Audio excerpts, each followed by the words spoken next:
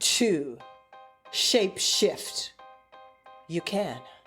We will not destroy the master's house with the master's tools. Welcome to Black Manifesto, the 10 Commandments. Black Women Speak Out, a podcast series hosted by Nora, chipaumire, and myself, Pawlet Brookes. Black Manifesto brings together voices of Black women from around the world as a collective conversation, making the invisible visible and addressing how we work to reshape a new world in which Black women are seen and heard. The guests on this podcast share their reflections unapologetically, so please be aware of uses of strong language and references to personal struggles and traumas. In this second episode, Annabel Guérédrat discusses the transformative role of performance art for social change and contextualises the second commandment, shapeshift you can.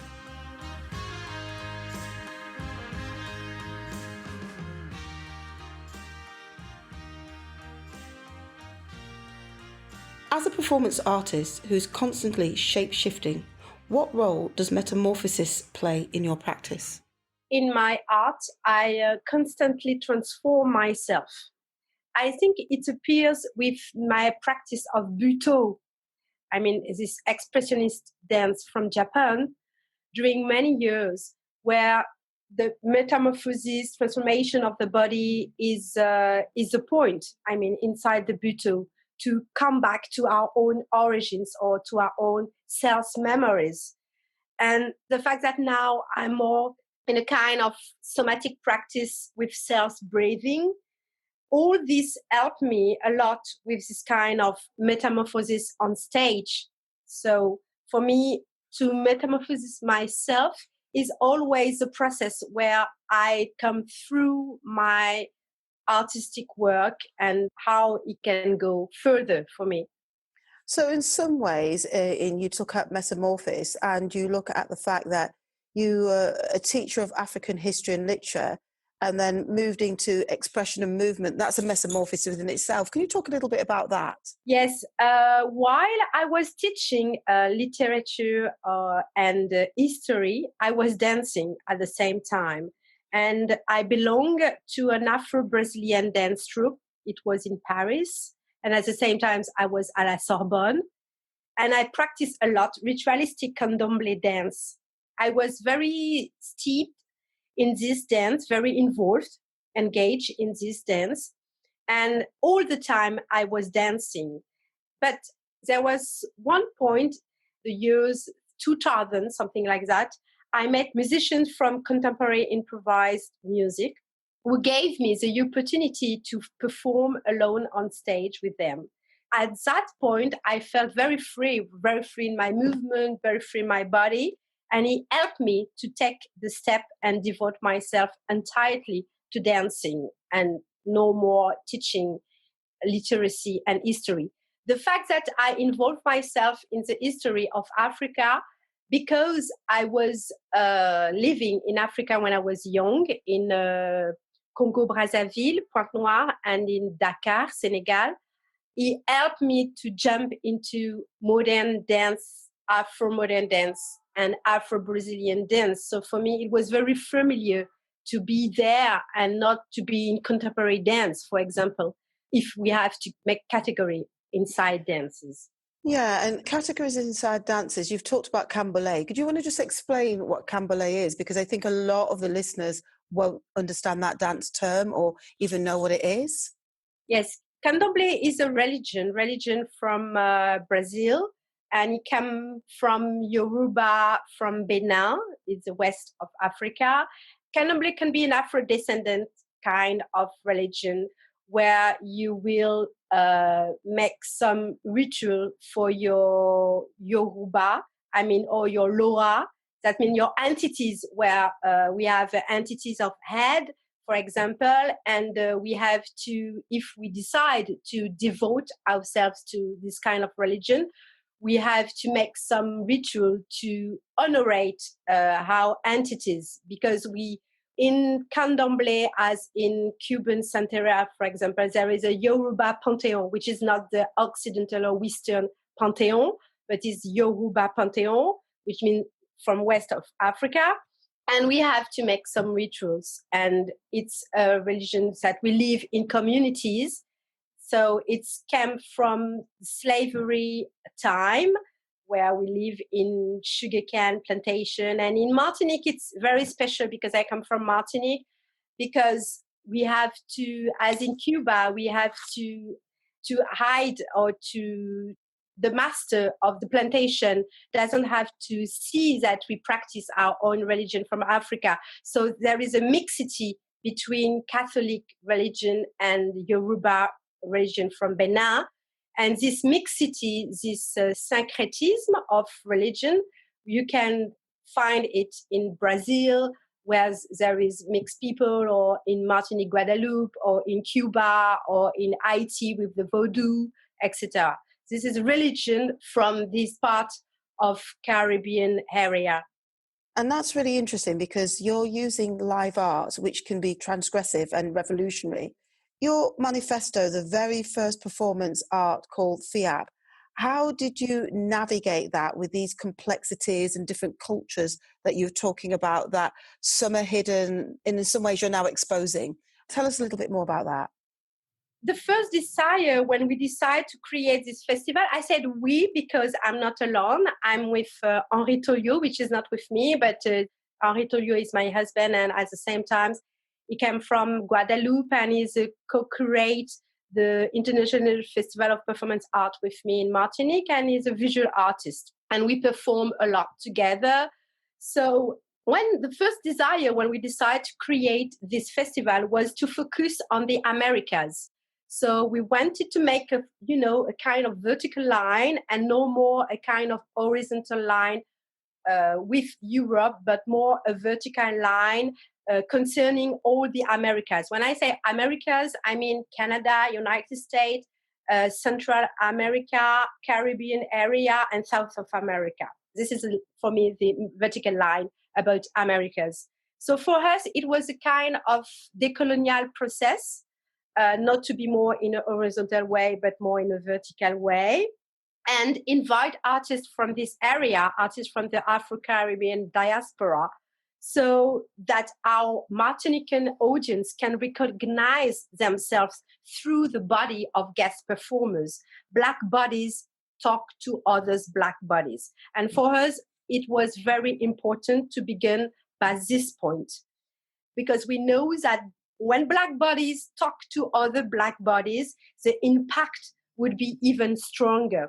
That's the subversive way for us to create this festival, no more in relationship with Europe, but more with others, artists, others' bodies, which is more similar from us, from Martinique and Guadeloupe. So as artists, and you're talking about the importance of your voice and your body as a tool of empowerment, can you tell us a little bit about the importance of la mangrove to you?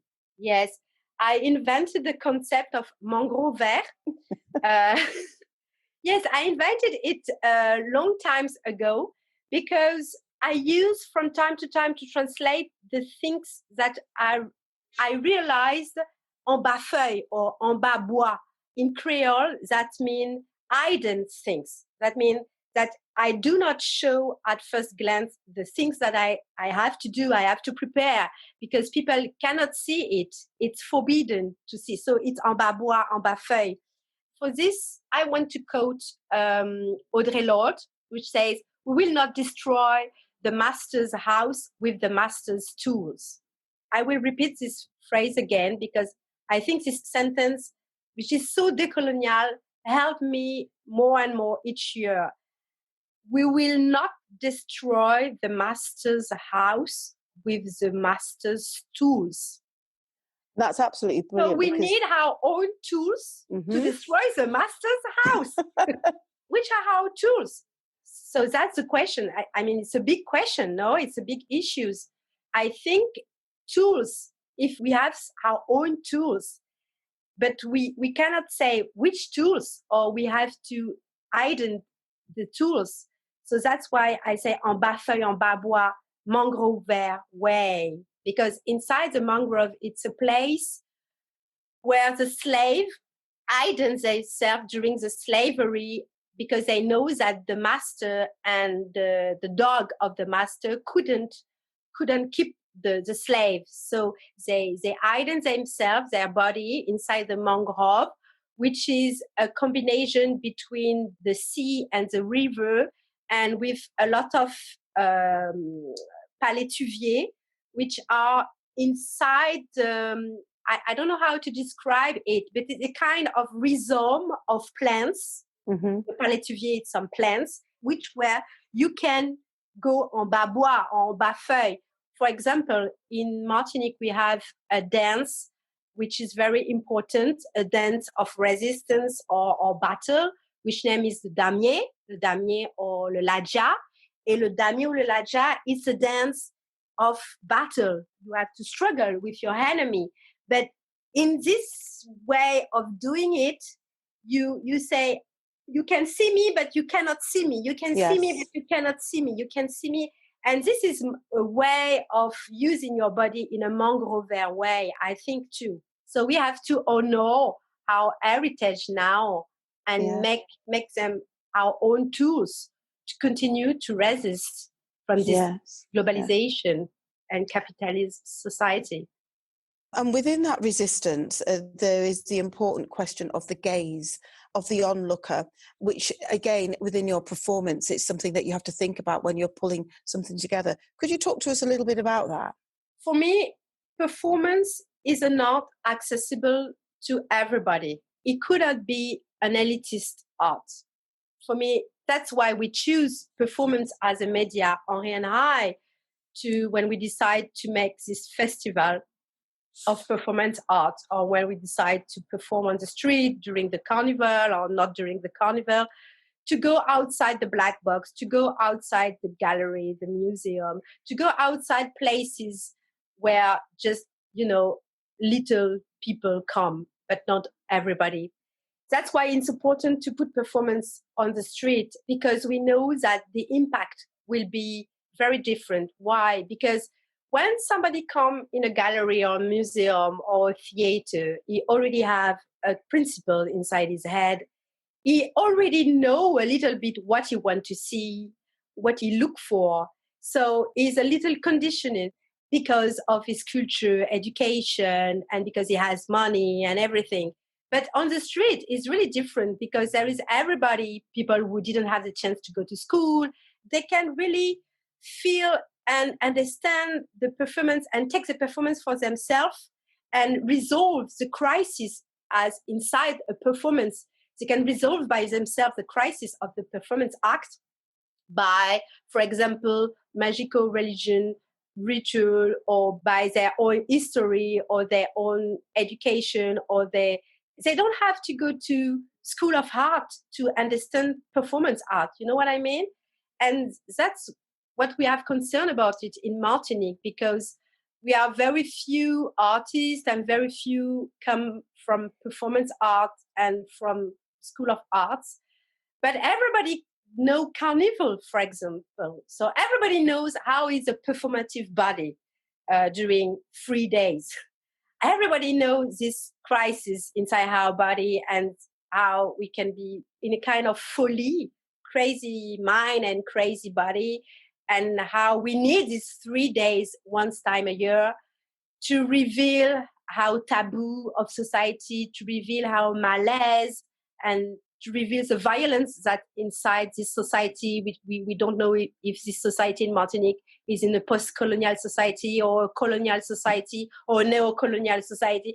So there is so much things to talk about in Martinique, because we are still French department, but we are not really considered as really French people, just with this COVID time. So to reveal it, to try to be better in our mind and bodies, we need this carnival.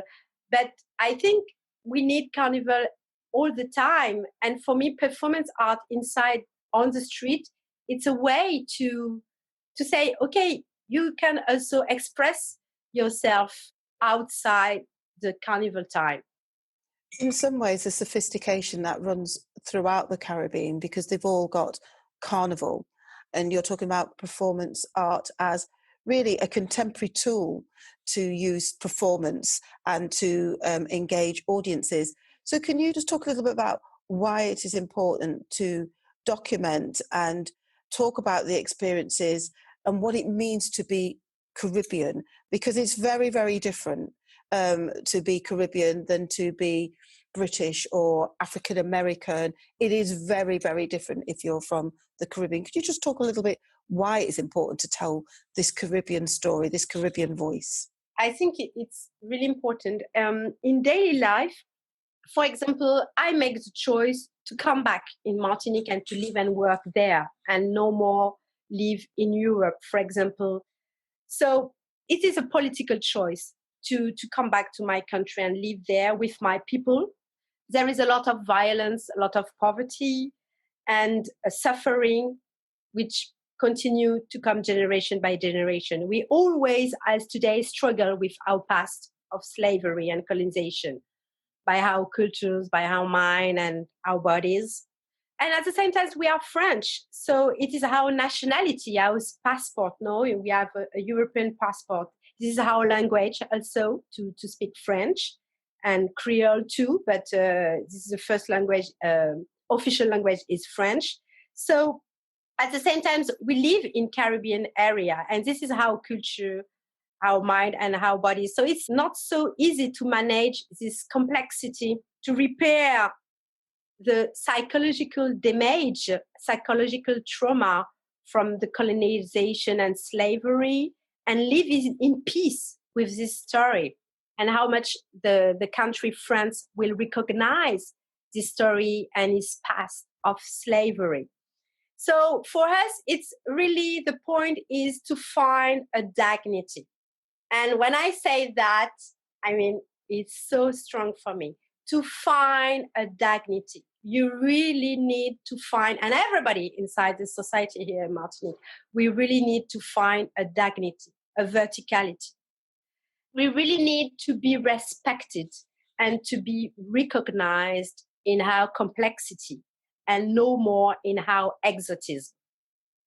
Given that we are internationally at a particular point in time, and I have to say I am falling in love with the president of Barbados, because Barbados has moved from saying we're independent to looking at being a republic. Other Caribbean islands are following suit, and yes, these are English speaking, but the issues are the same in terms of being owned or controlled by a larger Western power, whether it's France, Spain, or Britain. Tell me a little bit, how important is that for you when you talk about finding dignity to unpack and unlearn in order to raise self-awareness? Can you talk a little bit more about that? When we talk about unlearn, it reminds me my somatic practice. I will say unlearn and re-embodied, because we need, after the unlearn, the re-embodiment. So how we digest this colonial history, this slavery, how we digest it, and how we re-embody it as we want to be re-embodied, and not the others tell us how we have to be re-embodied. So there is no more assimilation, but a real re-embodiment. And that's what I try to do every day. I mean, that's what I try to do every day in my artistic and body practice, through the body-mind centering, through this release somatic technique. Because this technique helped me, which is an American technique, helped me to reconcile me with myself. And I hope that everybody can do the same here.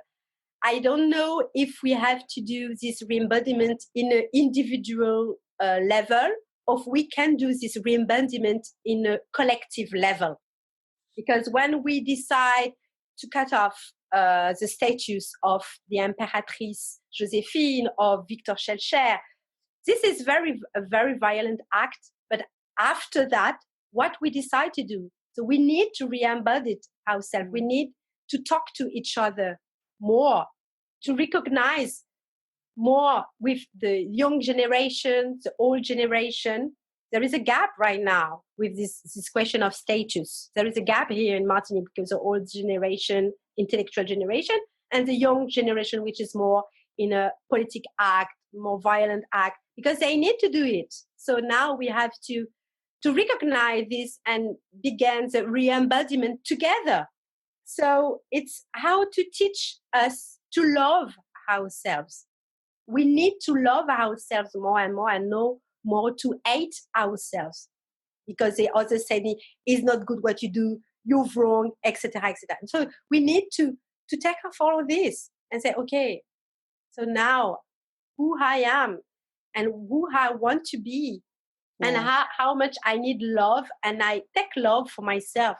It's not a negotist posture. It really has to be a collective posture. That's why we love do hugs with Henri in our performance. For example, Parade Nuptiale Iguanesque. We love to make hugs and stay in hugs during 1 hour, 2 hours inside the Afro-Caribbean communities, just to see the others. Oh, why do they do that? Why do they love each other? Because we need it. Yes. We cannot stay in fight during all our lives. We need to love ourselves too. So within that love, you've created 4 different artistic universes or worlds: the aqua world, the iguana world, the Afro punk, and the techno shaman world. Can you just talk to me a little bit why you've called them these names?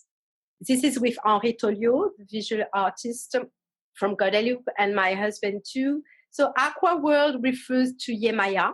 So Yemaya, which is the entity of water, salt water, the water of the sea. So it is how we make pleasure in immersing ourselves inside the water, inside the sea, and constantly in fusion with nature. So it refers of the performance as a water game, bubbles, fetal. There is also an iguana world that we create, which refers to the crest of the iguana, which is the animal totem of all the islands inside the Caribbean area. We are in full outfits with wigs in our heads. We are in a very slow motion. We are walking in very slow motion, and we make a hug. That's the series name's performance, Parade Nuptiale Iguanesque. The Afropunk world refers to Nu descendant l'escalier, la mariée mise à nu par son célibataire, quotation to Marcel Duchamp, which is more subversive world. And we make transfer from the carnival, from daily life, how Henri can transform himself to woman, I can transform myself to man, or just not the question of gender, but also a question of attitude and posture. So, for example, how I can make a transfer or make an inversion of the struggle between men and women inside the couple, because in Caribbean there is a lot of violence also inside the heterosexual couple. And the last world name is Techno Shaman and refers to performance we create in Chile. His name is El Nuevo Mundo. It was realized during a residency in Santiago de Chile in Nave. It was in August 2016, and we met several women and men from Chamanese medicine, and also a Mapuche artist and a shaman couple whose name Claudio y la Soledad. And we practice a lot of Temazcal them. And also, I think I consider myself as a techno witch. When I say a techno witch, is with my solo I'm a bruja that I realized in 2018, or I refers to Oshun, to Erzuli Dantor from Vodou religion, which are essential female figure in the Yoruba pantheon. And when I say techno shaman, it's because we use a lot of technology. We use light with ourselves. We use video projection. We use mapping. How we use technology and make a mixity between new technology and how bodies as live archive. I can be living archive archive vivante in French. So, what role does performance art play in, I was going to say Caribbean culture, but what role does performance art play in terms of culture and the arts? Because in lots of ways, what you're saying, it is actually quite progressive and it's leading rather than following. So what role do you think it plays? I think it takes a subversive role. The performance art can have a subversive role for emancipation of our bodies and our mind, because we are no more like a painting, in a kind of representation, or like theater, for example, in black box. We always are in representation. But in performance art, we are real. I mean, we are so true. It's our bodies as artists that say the truth, or shout the truth, or say something real. So for our bodies and our mind, it's emancipate ourselves from colonization and slavery, and it's facilitate for us the revolution, we can make a new revolution, how we can take the freedom for ourselves. I mean, I think it's essential. I don't think that a painting can have the power to give the tools for people to make the revolution, but performance art, yes, it could be. Wow. Finally, in pursuing your artistic journey, I have one final question. What is your life lesson that you want to share with others? Woo! That's big. Never give up. That's the first thing. Never give up. Earn dignity by working, by be there, by resisting. And what I will say as a Black female artist and young mother too, always remain vigilant so that others do not lock me in a box, that the others do not lock me in a box or in a category or in a straitjacket, So always remain vigilant about that. Fantastic. Thank you ever so much. That's actually really such important words for a lot of young women to hear. It's so important, particularly in these difficult times. Thank you.